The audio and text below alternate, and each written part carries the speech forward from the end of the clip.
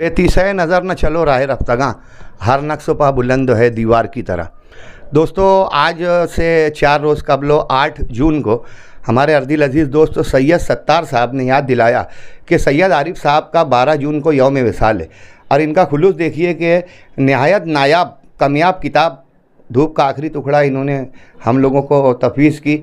इसके लिए हम उसका शुक्रिया अदा करते हैं। इस्माइल वफ़ा साहब से हम लोग ये चाहते थे कि ये किताब PDF शक्ल में आ जाए। महमूद अशरफ साहब ये अकाबरीन को लेकर बड़ा काम कर रहे हैं। अभी इस्माइल साहब की 100 अकाबरीन को लेकर एक तारुफ़ की किताब ये तरतीब दे रहे हैं, उसके लिए नेक ख्वाहिशात। धूप का आखिरी टुकड़ा सैयद आरिफ साहब का अपने ज़माने के मशहूर, उनके ताल्लुक़ से कुछ बोलना जग ज़ाहिर शख्सियत है। तो मैं ये चाहता हूँ कि इस्माइल वफ़ा साहब को आज तमाम साहिबान के हाथों इनके अफराद खाना की मौजूदगी में ये किताब दी जाए कि उनको ये आगे ज़िंदा रखेंगे और इस किताब को PDF की शक्ल में सैयद आरिफ साहब का वो खुलूस जिसका सिला उस ज़माने में उनको नहीं मिल सका, इस ज़माने में देकर हम उन्हें अच्छा खिराज अकीदत पेश करें।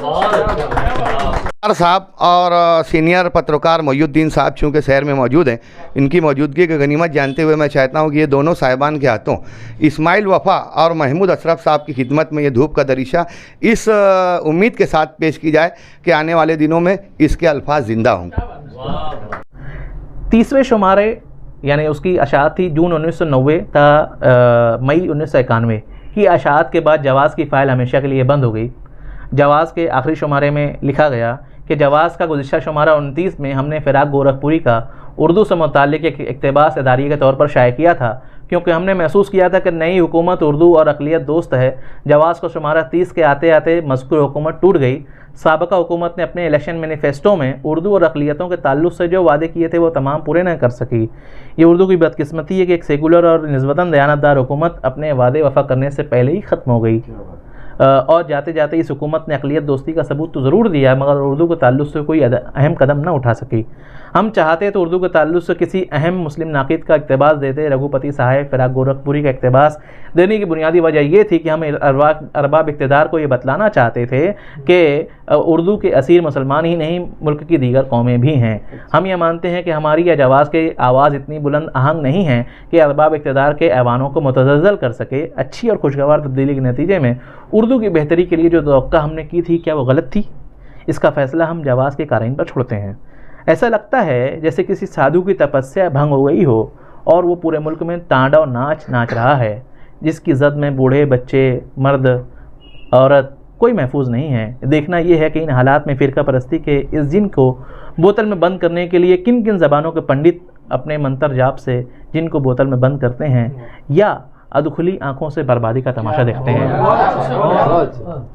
गो के आखिरी शुमारे में 31वें शुमारे से मुतालिक इरादे का इजहार किया गया था।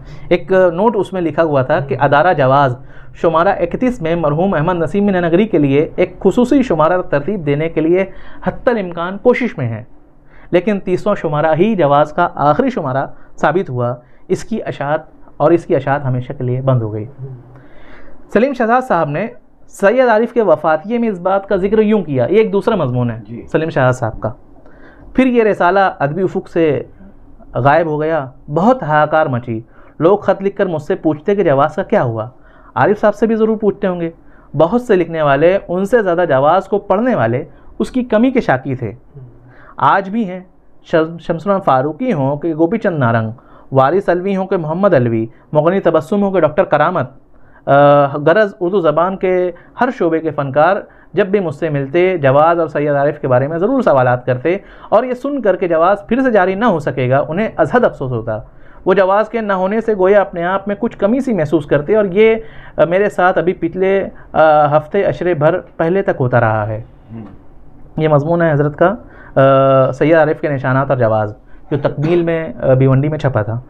मारूफ अफ़सानगार नैयर मसूद और अमेरिका के मशहूर मुतरज्जिम और कलमकार मोहम्मद उमर मेमन की बाहमी ख़त किताबत मुरासलत नाम से शाये हुई। इस किताब में मेमन साहब ने नैयर मसूद से सवाल किया कि जवाज़ निकलेगा या बंद होगा। 13 फरवरी 1991 को उन्होंने लिखा था। उसके जवाब में नैयर मसूद साहब लिखते हैं कि जवाज़ बंद नहीं हुआ है, बस देर देर में निकलता है। जवाज़ की दोबारा अशात से मुताल्लिक लोग सैयद आरिफ से इस्तिफसार करते रहे। शमसुल फ़ारूकी ने शबखून के आखिरी शुमारा, जो शुमारा नंबर 293 था और 2005 में निकला था, जून था दिसंबर 2005 के ख़बरनामे में लिखा कि हमें खुशी है कि सैयद आरिफ तवील अलालत के बाद सेहतयाब हो गए हैं और जून 2006 से जवाज़ की दोबारा अशात का इरादा रखते हैं। अफसोस कि 12 जून 2009 को जवाज़ के मुदीर और जदीद शायर सैयद आरिफ इस दुनिया से रुखसत हो गए। उनकी तदफीन बड़ा कब्रिस्तान मालेगांव में हुई। उनकी तारीख़ वफ़ात महमूद अशरफ मालिक ने यूँ लिखी, इन्होंने तारीख़ लिखी है, मज़मून में शामिल कर लिया। धूप उजाले से है ताबीर हयात आरिफ, पारचा बाफ़ी बना सनत व हिरफत का जवाज़। आज भी शहर सुखन में है नुमायाँ फैज़ान, आज भी बाकी है अल्फाज की निखत का जवाज़। खिदमतें इल्म व अदब में थीं दलील कामिल, हासिल शौक़ था उर्दू से अक़ीदत का जवाज़। इस तरह से मज़मून मुकम्मल होता है। सैयद आरिफ साहब से मेरा जो तारुफ़ रहा है वो मुंबई वालों के तवस्सुत से रहा है। तकरीबन 2 या 1.5 दहाई कबल जब मैं मुंबई पहुंचा तो मुझे पता चला कि मतलब एक ऐसा शख्स जिसने अदब की बहुत खिदमत की है, सैयद आरिफ, उसके हवाले से लोग मालेगांव को जानते थे और लोगों ने मुझसे दरियाफ़्त करना शुरू किया कि क्या आप सैयद आरिफ साहब को जानते हो, सैयद आरिफ साहब से वाकिफ़ हो। तो क्योंकि मैंने लाइमी का इजहार किया तो मेरा तारुफ सबसे पहला जो है वो एहलियान मुंबई ने जो है वो सैयद आरिफ साहब से करवाया। मदनपुरा में अरब मस्जिद के बाजू में मोहम्मदिया होटल के ऊपर उनका एक मकान हुआ करता था जहाँ पर कई उदबा, शोरा, फ़ज़ल जाफ़री, साजिद रशीद जैसे बड़े बड़े नाम वहाँ पर आके बैठते थे। वहाँ पे महफ़िल सजती थी और लोग यहाँ पे कह रहे हैं कि मतलब तवाज़ुन को दोबारा जारी होना चाहिए। हम तो जवाज़ को दोबारा जारी होना चाहिए। हम तो जवाज़ को जारी कर देंगे, लेकिन सैयद आरिफ कहाँ से लाएंगे? सवाल ये है कि जवाज़ को जारी करने के लिए जो है वो सैयद आरिफ का होना जो है वो लाजिम व मलज़ूम है। एक ऐसी शख्सियत जिसने न सिर्फ अदब की खिदमत की है बल्कि अदब पर एहसान किया है, जिसने जो है वो मालेगांव की मिट्टी से उठकर जो है वो अदब को जो है वो बरसगीर की एक सरहदों से पार, बरसगीर की सरहदों को पार करके जो है वो अपनी खिदमत का दायरा वसी किया। मुझे याद है कि मतलब फ़ज़ल जाफ़री साहब से इनके जो रवाबित थे, जब वो इनकलाब के लीडर थे तो इनके जो रवाबित थे वो बहुत ही गहरे रवाबित थे और फ़ज़ल जाफ़री साहब अक्सर व बेशतर जो है वो सैयद साहब के ताल्लुक़ से बताया करते थे, गुफ्तगू किया करते थे। और जब भी मालेगांव का ज़िक्र आता था मुंबई में ख़ास तौर पर अदबी लोगों में, तो सैयद आरिफ साहब के हवाले से ही आता था कि आपके यहाँ पर एक ऐसी शख्सियत गुज़री है सैयद आरिफ, जिसने जो है वो बहुत बड़े कैनवास पे जो है वो काम किया है, अदब की खिदमत की है। और मुझे जो है वो मैं अपने भारी दिल से जो है वो कहना चाहिए कि अल्लाह से मग़फ़िरत की दुआ करता हूँ कि अल्लाह ताला इनकी दर्जात को बुलंद करे, इन्हें करवर जन्नत नसीब करे। और इनकी जो खिदमत थी, लोग मुख़य्यर कौम होते हैं, ये मुख़य्यर अदब और मुख़य्यर अदब शोरा थे। इन्होंने कई उदबा की, कई शोरा की मदद की, यहाँ तक के नाम लेना मुनासिब नहीं है, लेकिन बहुत बड़े बड़े लोगों की इन्होंने मदद की। और उसके साथ साथ सब इनकी शख्सियत का सबसे अहम पहलू जो मुझे लगता है वो ये है कि उन्होंने जो है वो अपना कारोबार, घर बार की परवाह किए बग़ैर जो है वो अदब की बेलौस खिदमत की। ऐसे लोग आपको खाली शायद मिलेंगे जो इस तरह के काम अंजाम देते हैं। बहुत शुक्रिया। गिरेगा एक भी पत्ता तो चीख उभरेगी, गिरेगा एक भी पत्ता तो चीख उभरेगी, ये डाल डाल का रिश्ता बड़ा पुराना है। ये इतना मशहूर और मारूफ शेर है। जब कभी भी वो हदीस, इस शेर के तनाजुर में अक्सर मुझको वो हदीस शरीफ याद आती है कि पूरी उम्मत वाहिदा एक जिस्म की तरह है। अगर जिस्म के किसी हिस्से पर कोई कांटा चुभे या किसी उज़्व में कोई तकलीफ़ हो तो पूरा जिस्म जो है तो दर्द महसूस करता है। ये शेर इस हदीस की बाकायदा मुझे इसकी तशरीह करता हुआ नज़र आता है। मंसूर अकबर साहब ने ये जो बेड़ा उठाया है और तमाम ही शोरा व अदबा जो गुज़र चुके हैं, शोरा और उदबा, उनके फ़न को, उनकी तख्लीक को, उनकी किताबों को जो आह्या करने का काम शुरू किया है, ये काबिल तारीफ़ है। अभी आज ऐसा हुआ कि हुस्न इत्तेफाक से आज 12 जून यहाँ पर मेरे गरीब खाने पर अज़ीज़ एजाज़ सर के साथ में उर्दू महाराष्ट्र उर्दू साहित्य अकेडमी के सदर यहाँ पे तशरीफ़ लाए। तो तब बाइट देने में मुझसे सहवन एक चीज़ ये हुई कि मुझे ये लग रहा था कि 12 जून आपकी सैयद आरिफ साहब की पैदाइश का दिन है, तो मैं वो भी तस्हीह करना चाहता हूँ। बहरकैफ यहाँ पे अच्छी खासी गुफ्तगू हो चुकी है। असल मकसद यही है कि जिस तरीके से हमारे अकाबिर उदबा और शोरा गुज़रे हैं, उनके नक्श कदम पर चलते हुए अगर हम आज भरपूर वसाइल के बावजूद हम कोई रिसाला निकालने से कासिर हैं, है ना, अगर हमारे पास किसी तरह का कोई उज़्र है तो क्यों ना उन तमाम रिसालों पर एक फूंक मारी जाए और वो खिरमन जो किसी वजह से सर्द हो चुका है उसको फूंक मारकर उसको दोबारा रोशन कर दिया जाए और उसी को नई आबताब के साथ उन रिसालों को, ये सिर्फ बोलने की हद तक नहीं है, उन खानवादों से जो है तो ताल्लुकात जिन लोगों के हैं उनसे राब्ता किया जाए और वहाँ से इजाज़त ली जाए। और जो इसके अहल है, जैसे अभी इस्माइल वफ़ा साहब ने जिस मजमून की बुलंद खानी की, मैं ये समझता हूँ कि जवाज़ के ताल्लुक़ से और सैयद आरिफ साहब की जो ब्लर होती हुई शख्सियत को उन्होंने जिस तरीके से वहाँ से वो उसको उभारना शुरू किया और जवाज़ पर पूरा फोकस रहे। आपने 12 से 14 मिनट के इस मजमून में हत्तल मकदूर सैयद आरिफ साहब और जवाज़ को यहाँ पे पेश करने की जो कोशिश की है वो काबिल सताइश है।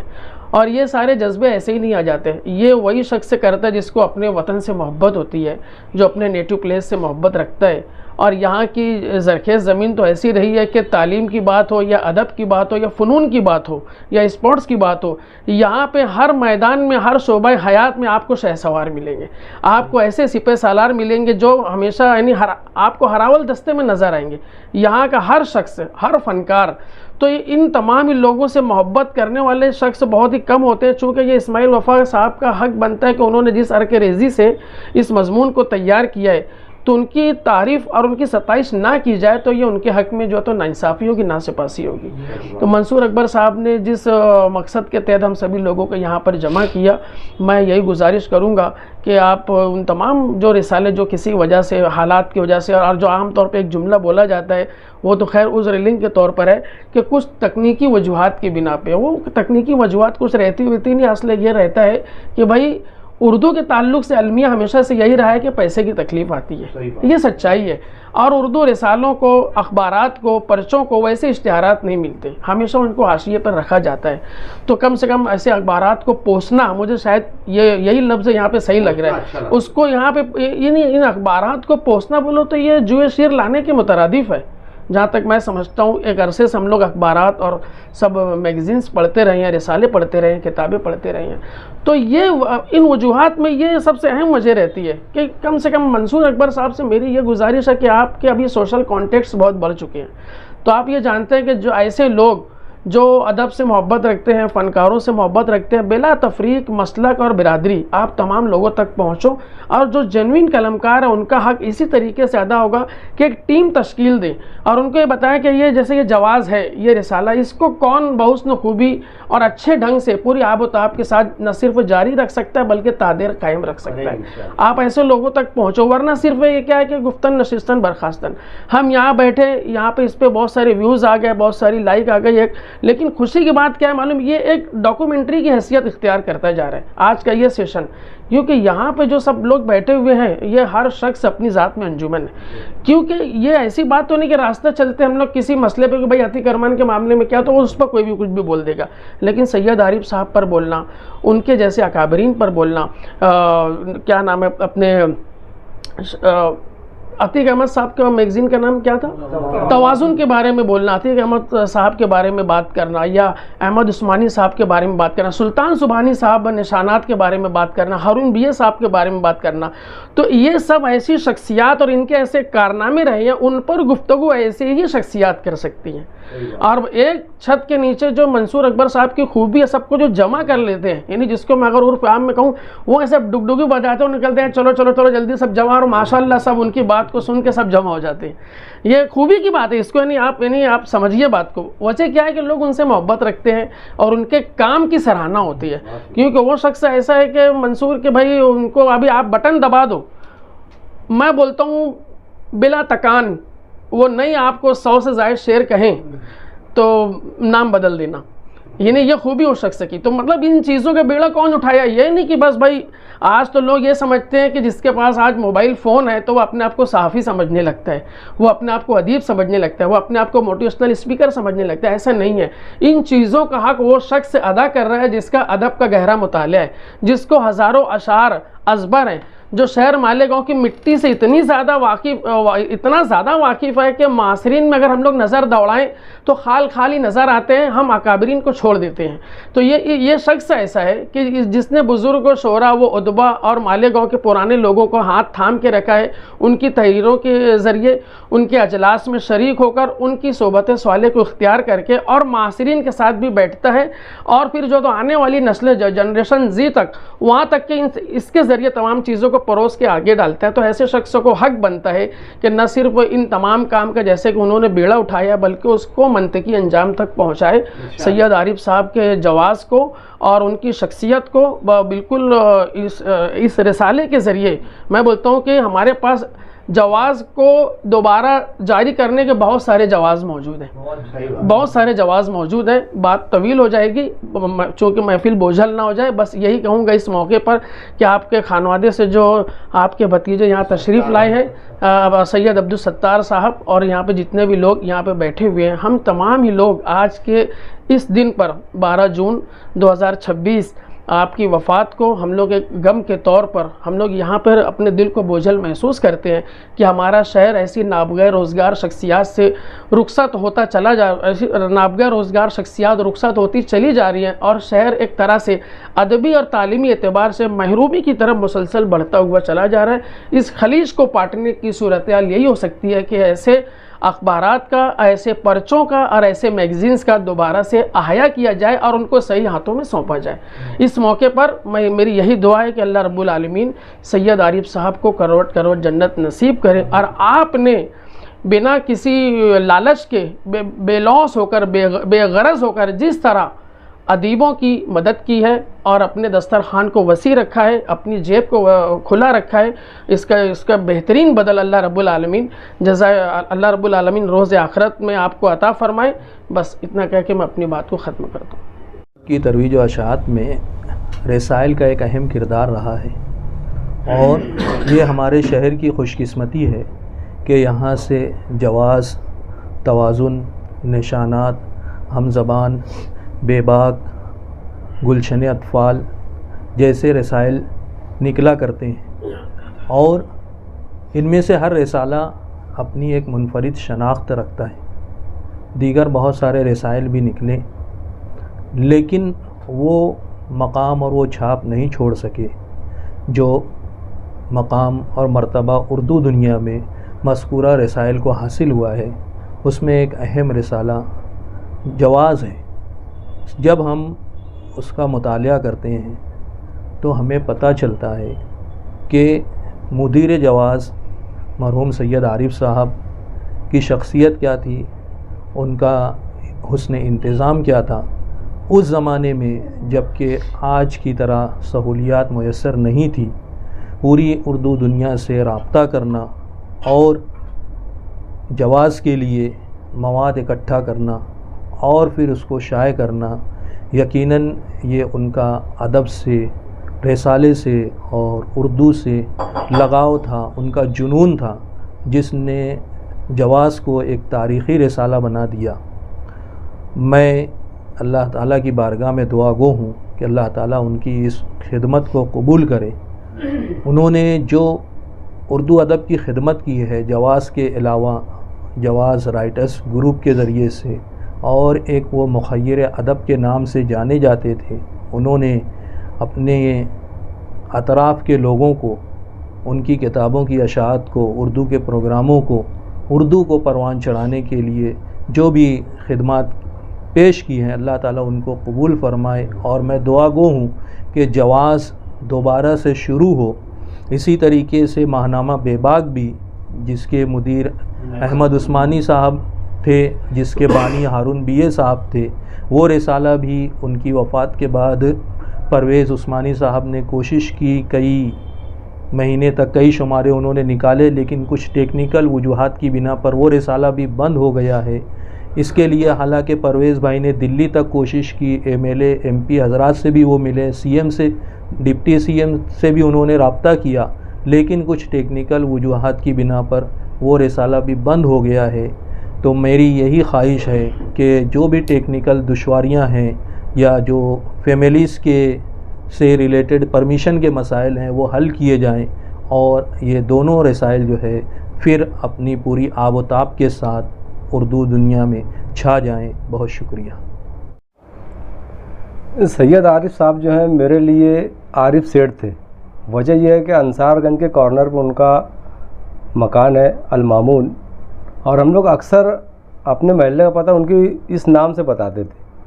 लेकिन एक मरतबा इत्तेफाक से जब मैंने लिखना शुरू किया तो उस पीरियड में अच्छे अशार की तलाश रहती थी, पढ़ा जाए, तो एक किताब अब्दुल्ला हिलाल के पास मुझको मिली थी, धूप का आखिरी टुकड़ा। तो मैंने उससे कहा यार क्या अशार, यानी वो किताब मैं उसको जहाँ से खोलता था वहाँ वाह बोलता था, कहीं से भी उसका से खोलता था वहाँ वाह बोलता था। अब्दुल्ला से मैंने कहा ये मुझको ज़रा से पढ़ने के लिए दे। बोले मैंने एक दिन के लिए लाया है, जो करना है यहीं कर। तो मैं सामने निकल के गया, 200 सफ़े की एक बयाज लेकर आया। अब्दुल्ला से कहा कि तू बोलना शुरू कर, तू पढ़ना शुरू कर, मैं लिखता हूँ। पूरी किताब धूप का आखिरी टुकड़ा मेरी राइटिंग में लिखी हुई मेरे पास आज भी मौजूद है। और इसका तज़किरा मैंने सैयद साहब से किया था जब उनसे मुलाकात हुई, तो उन्होंने बड़े अफसोस से कहा था कि यार बेटा अफसोस कि अब मेरे पास वो मेरा धूप का आखिरी टुकड़ा मौजूद नहीं है, वरना मैं ज़रूर देता। और बोले अगर कहीं मिली, जिससे कहीं दब जाती किताबें, अगर कहीं मिल गई तो मैं वो ज़रूर दूंगा। लेकिन वो उनका इंतकाल 12 जून को हो गया था। आज हम लोग यहाँ पर जमा हैं। तो मैं ये कहता हूँ उसमें हम जब पढ़ेंगे तो उस किताब में इस्तिलाहात ऐसी गज़ब की इस्तेमाल की उन्होंने, यानी कि दाद देते ही बनती है। जो जदीदियत का गुरविदा होगा वो देखेगा कि उसमें क्या क्या मौजूद है। और जवाज़ तो उनकी शनाख्त है, बड़े बड़े बड़े बड़े राइटर उर्दू दुनिया के जितने अच्छे लिखने वाले थे सब छपा करते थे। और उसमें जो मज़ामिन शाये हुए हैं, ख़ास तौर पे इनके शमशेर फारूकी के अफसाने की हिमायत में, मैंने उससे बहुत कुछ सीखा। एक बहुत पुराना शुमारा मुझको मिल गया था और इत्तेफाक से मैं अफसाने से भी वाबस्ता, तो वो उस मजमून से मैंने बहुत इस्तेफादा किया है। सैयद साहब उनसे मैं मिला बहुत कम हूँ। वजह यह है कि मैं सेठों से दूर रहता हूँ, ये वजह है। पैसे वालों से मैं हमेशा दूर भागता हूँ। हाँ ये अलग बात है अगर कोई जिससे मैं करीब हो गया, अब वो बाद में पैसे वाला निकल जाए तो वो मेरी किस्मत। लेकिन सैयद साहब से जितनी मुलाकात रही है, मैंने उनको देखा है कि जब भी कभी बिल देंगे तो जेब में उनका ही हाथ जाएगा। और बहुत अच्छे इंसान भी थे। अदीब की तो बात आप जानते ही हैं, जवाज़ बहुत दिनों तक उन्होंने निकाला और हम कुछ लोग कोशिश भी कर रहे थे कि जवाज़ फिर से निकले उनके बाद, लेकिन ऐसा मालूम हुआ कि घर वाले शायद वो टाइटल देना नहीं चाहते हैं। तो इसलिए फिर वो बात रहेगी, अगर उनके भतीजे यहाँ मौजूद हैं, अगर वो कोशिश करें तो इस मामले में कुछ हो सकता है।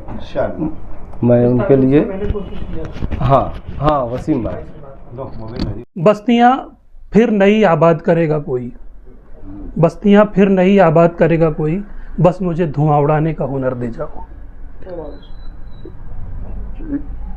शायद मेरी याददाश्त में कुछ शेर में कुछ थोड़ी सी गड़बड़ हो रही है, लेकिन मेरी याददाश्त में यही था कि बस्तियाँ फिर नई आबाद करेगा कोई, बस मुझे धुआं उड़ाने का हुनर दे जाओ। मैं बहुत छोटा था, जवाज़ जब निकला करता था, शायद 10 या 11 साल का रहा हूँगा। और मेरी खुशकिस्मती है कि वालिद साहब के बाद 2 बड़े अब्बा मेरे हुए हैं, एक मुकीम असर बियावली और एक सैयद आरिफ। हम उनको बड़े अब्बा ही कहते थे, नाम कभी हम लोगों ने लिया ही नहीं। धूप का आखिरी टुकड़ा का जब मुशायरा होने वाला था, हम शायद 6th या 7th में रहे होंगे हम लोग। उस वक्त बड़े बड़े शोरा, निदा फाजली, सरदार जाफरी, मोहम्मद अलवी, प्रोफेसर जाहिदा ज़ैदी, ये लोग शायद जाहिदा ज़ैदी प्रोफेसर तो शायद पहली और आखिरी बारी मालेगा उस वक्त आई होगी। तो इन बड़े शोरा से मुलाकात रही और वहाँ से जो शऊर समझने लगा यार ये कुछ करते हैं, बड़े अब्बा कुछ करते हैं, मतलब जवाज़ क्या होता, क्या था, क्या है, वो कुछ हम लोगों को इतना सेंस नहीं था। लेकिन वहाँ से समझ में आया। और उसके बाद जो है जवाज़ तो अक्सर मुताल्ले का हिस्सा रहा, अभी भी कई कापियाँ घर पे मौजूद है मेरे पुरानी। एक बड़ी याददाश्त है। और उसके अलावा जो है, जैसे हमारी अभी तक बात चल रही थी जवाज़ को फिर से निकालने की, मैंने कई मरतबा कोशिश की।